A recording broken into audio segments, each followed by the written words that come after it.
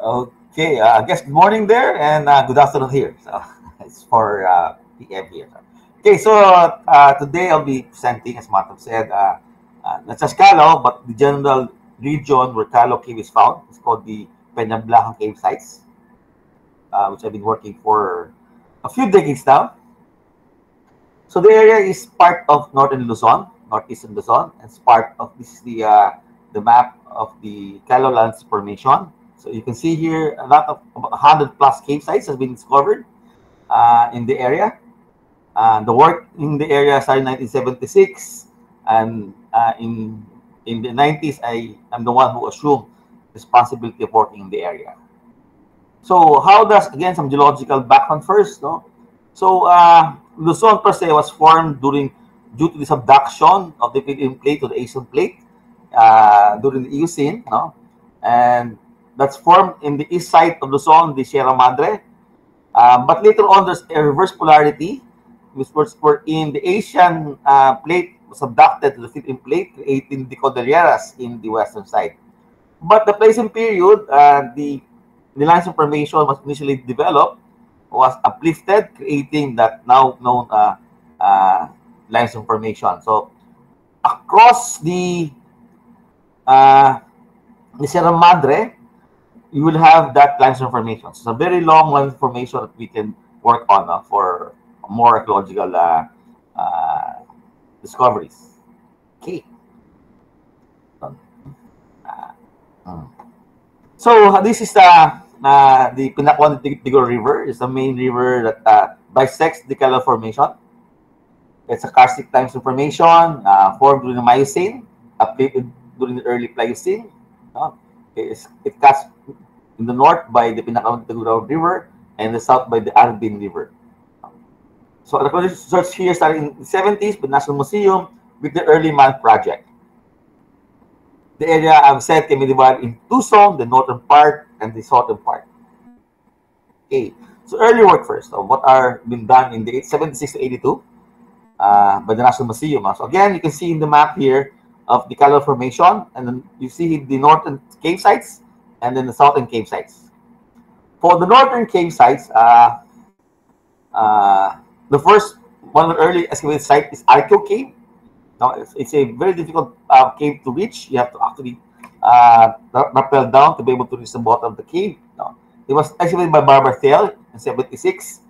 And it's basically a Neolithic to Metal Age burial site. Next is Musang Cave, another famous site that excavated by Barbara Thiel. Musang is actually just below Calo Cave. No? And we'll be discussing that later on the relevance of Musang Cave with Calo. No? But for Musang Cave, it has a basal date of at least 11,000 to 9,000 years ago. So it's always been dug all throughout cave sites. So you have here flake tools, animal remains, with upper layer, the pottery. Minori Cave was dug initially by the National Museum in the early 80s. It consists of four chambers. But in 1999, I dug it again for my master's thesis. And here, again, typical of what you see in Peñablanca, you have an upper layer of flake tools with pottery, and then lower layers of just flake tools, no pottery, but animal remains across. No? That two sequence. Another cave just also below Calo Cave is Latuk Cave. This one is primarily a pottery site, dug in 1978 by Timmy Barbosa. Okay, so that's the upper northern part. No? I will discuss Calao, which is part of the northern part later on, as special emphasis. No? For the southern part of the formation, the caves that was dug there, the famous one, Rebel Cave, was dug by my former boss, Rovil Ronquillo. It was dug for very meticulously. They have a split system of 2 centimeters. Everything is recorded. No? So it's a nice cave. There is about 300 centimeters below surface. Again, you have the sequencing of pottery above with flake tools, and then lower ones with just flakes without pottery for a ceramic. Lorente Cave is part of that southern group dug by Furate Henson. Actually, it's where Bong Dison learned how to excavate in Lorente Cave. No? He was a new museum researcher then, so he was digging with Tante Henson. No? So it again, they say a typical cave sites. They say the base camp for hunters, so you have a lot of lake tools. So although the dates are estimates, they're not. There's no real hydrocarbon date for this site. Two small cave sites, the Alejandro and Pagulayan cave sites. Again, in the formation, again, typically, you have the two sequence. Okay, so in 2003, it's when I started really full working in the area, in Peña Blanca. So for that season, I dug Calio Cave, Eme Cave, and Dancer Cave. So it's a stretch from the northern cave to the southern caves. So the Dancer Cave is part of the southern cave sites, no? It's a small cave, but it has interesting volcanic layers. And again, you have a typical two Butcher Horizon layers.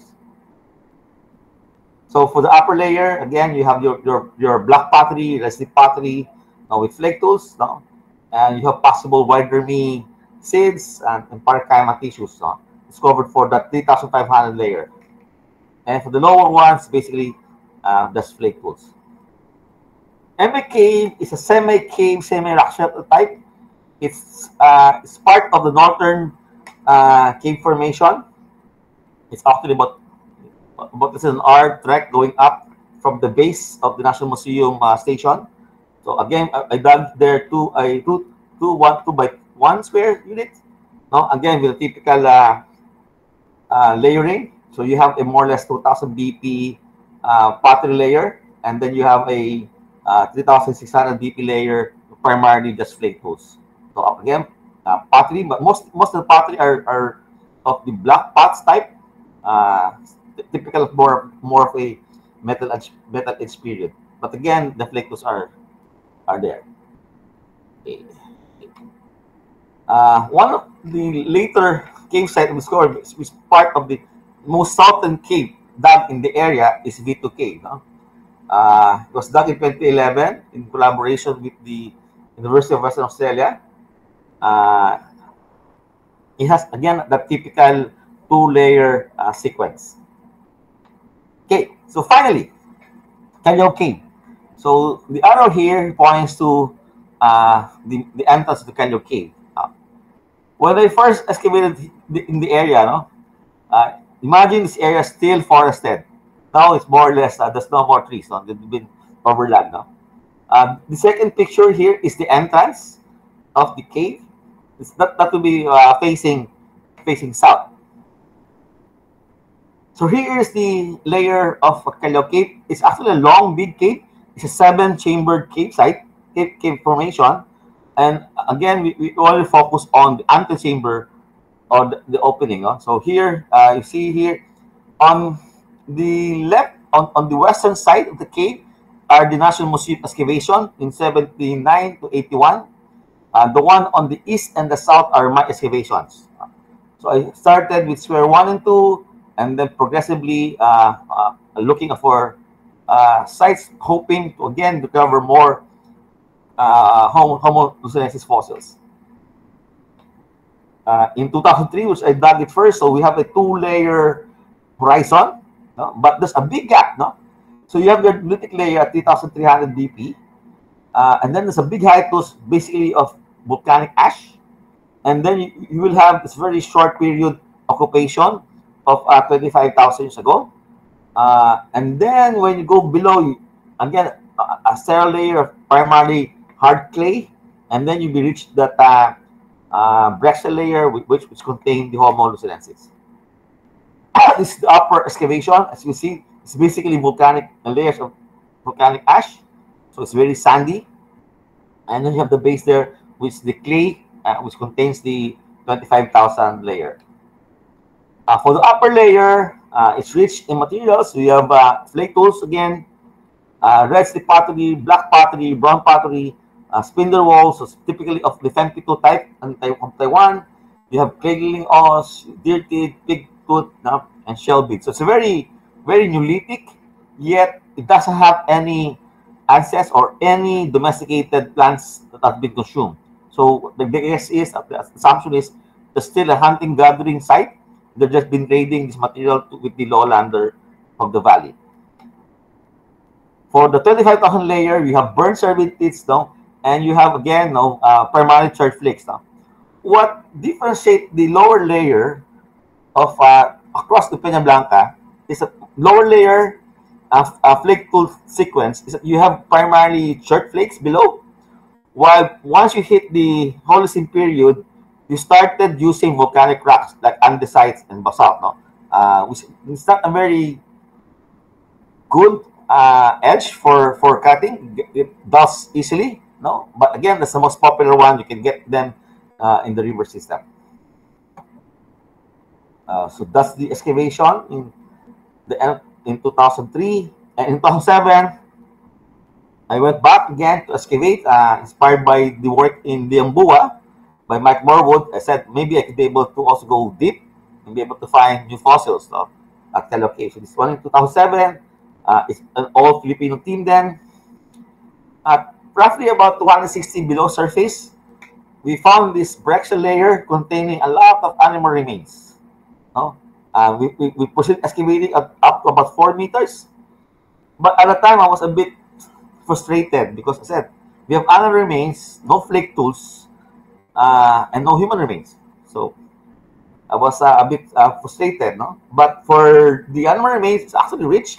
So you have cervid, suid, possible extinct bovids, murids, like botany and apomy. So it's very rich in terms of diversity and richness of animal remains. But at that time, during the excavation, we didn't find in situ any human remains.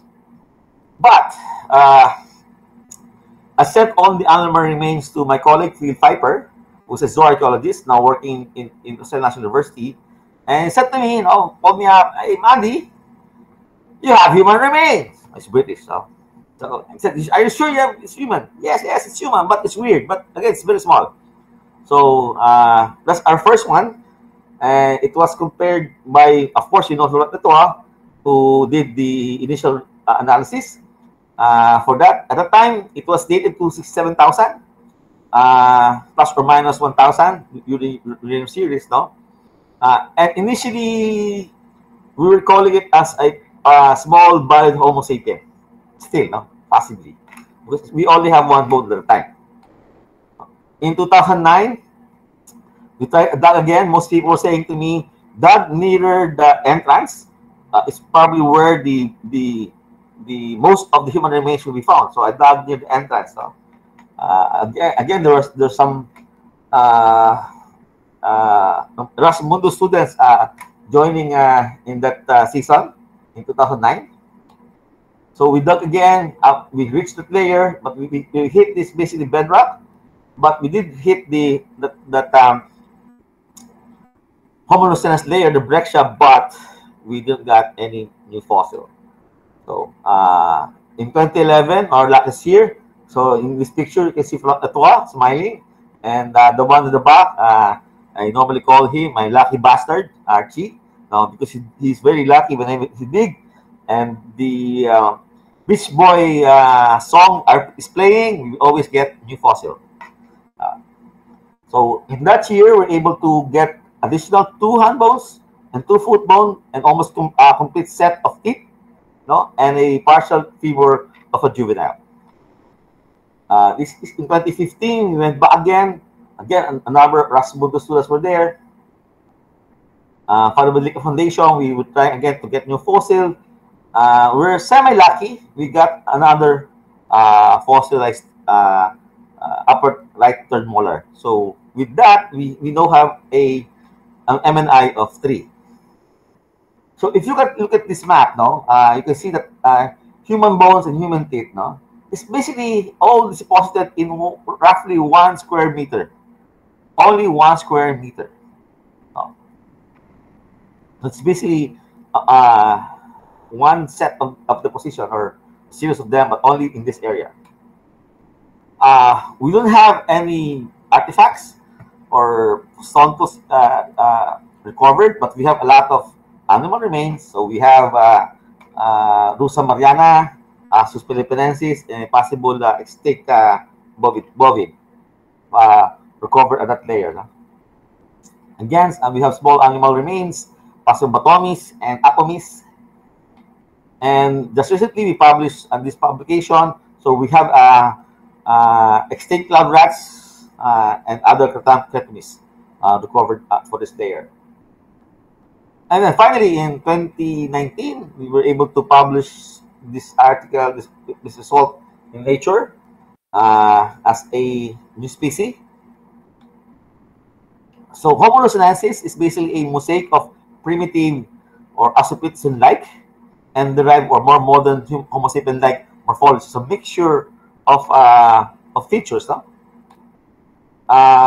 In our recent work with Clement, we're able, in our comparison with other hominids, it is most likely be more related to Indonesian Homo erectus than any other hominids. No? So, but again, it's not definitive yet. No? We did try to get it's a DNA, but that failed. There's no more DNA material. No, but now we're working with Frido Welker from Copenhagen, hoping to get paleoproteomics.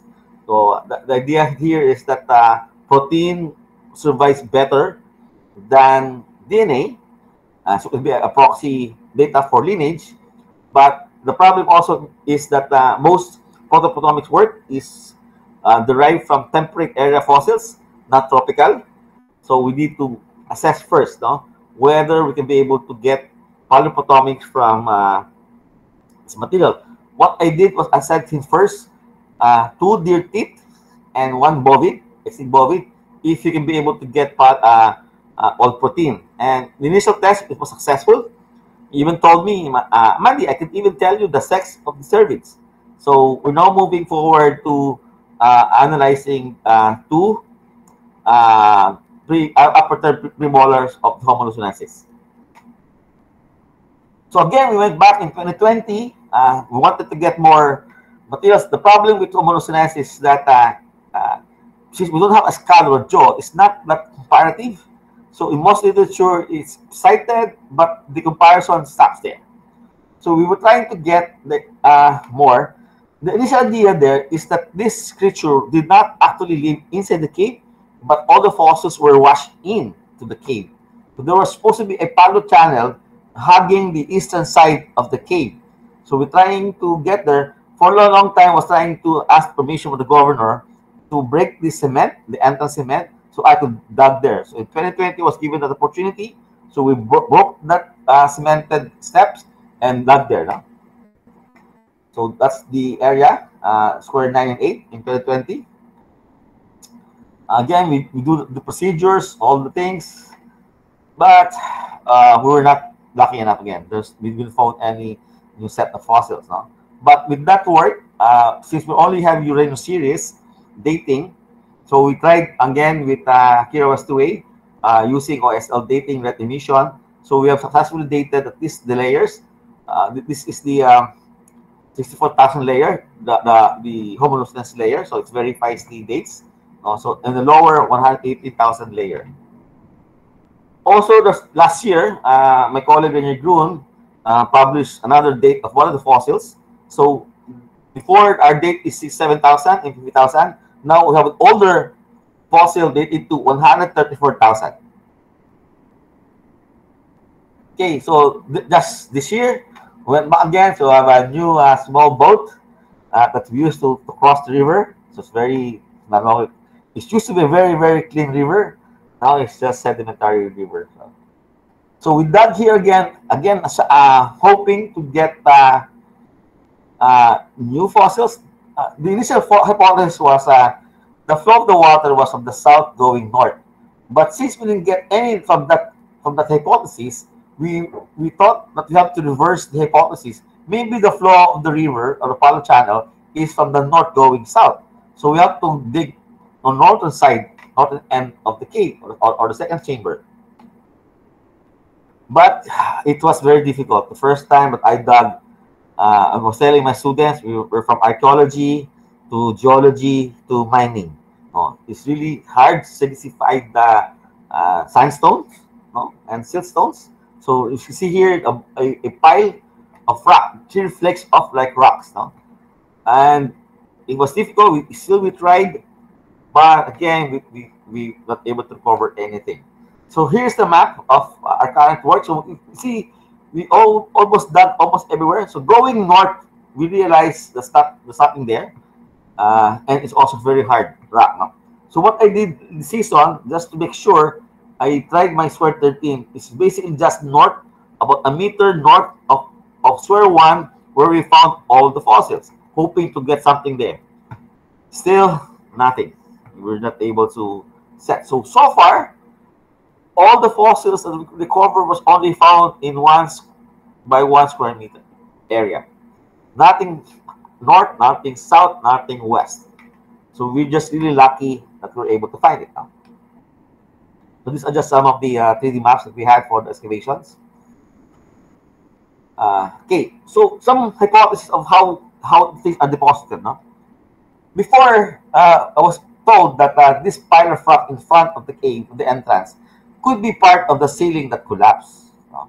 So to be able to get more fossils, you reach that. No? But from my understanding it now, it's not actually part of the ceiling that collapsed. It's actually part of the wall that collapsed from the former sinkhole. So there used to be a sinkhole, so there was actually no entrance. The entrance only occurred maybe during the Holocene period. So this creature, again, is not exactly living inside the cave, but it was probably washed in the cave. So if also you look at the rate of uplift, so this again Callow Cave at roughly 135,000, all this basal date, and this is Minori Cave, technically about 10 to 11,000 basal date. So at the time when Callow Cave was being utilized, there was still no Minori Cave, and there's no Musang Cave yet. It's still underwater. It's still being uplifted. So it was only exposed around 10,000. So with that idea, so this again a nice panoramic view of the cave. Number 1 is Callow Cave. Number 3 is Musang Cave. Number 2 is Tatu Cave. No? So if you imagine this layered area, this is basically still underwater. The water, the river must be probably somewhere here, and you can see here all the sinkholes. So this is the area where the Homo lucensis probably were living, existing, and they died there, and their bones and their animal remains was then washed into the cave via those sinkholes. Our next project would be, because I'm now ending the excavation part of Callow Cave, so I'm moving forward to a new cave. We're not looking for this new cave just south of Callow Cave called Berto Cave. So it has a nice rock shelter and also has some rock art. And it's also on the top of the ridge. No? My hypothesis right now is that if you want to get very old cave sites, no, you have to dig on the highest caves. Before the NASA Museum, and including me, we normally excavate in the middle level of the ridge, cave sites, no? But they tend to be young. So if you want to hit all the sites, Homo lucensis levels, you have to excavate the belt, that if Berto Cave is on top of that ridge, no? And hopefully we can be able to recover more Homo lucensis fossil. I guess that's end my session. Maraming salamat. Thank you. Gracias. Grazie.